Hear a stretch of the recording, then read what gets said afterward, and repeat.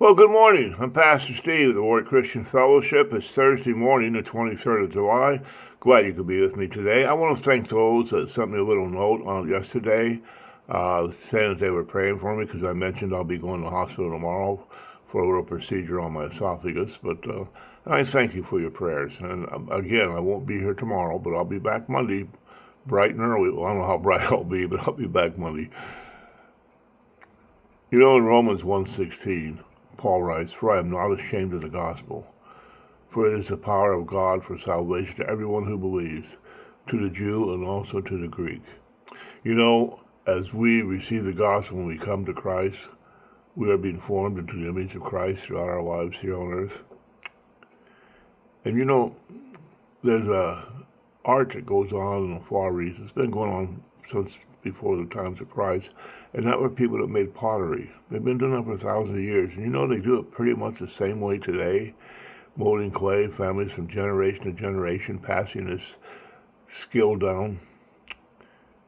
Well, when pottery is made, the potter, the maker, takes a lifeless lump of clay, kneads it, squeezes it, works it, just really abuses it until it's soft and pliable. And when it's just right, he takes it and throws it hard into the center of the potter wheel that he operates with a foot pedal. Then when it's on there, he takes his hands and molds it and shapes it and presses it until he gets the right product, the right container, the right pot that he wants to make. So what was once an ugly lump of clay becomes a beautiful piece of pottery. And then after he shapes it, it's thrown into a kiln and it's fired. And so it stays as it was. It goes through a lot of trials and testing. That's a pretty amazing picture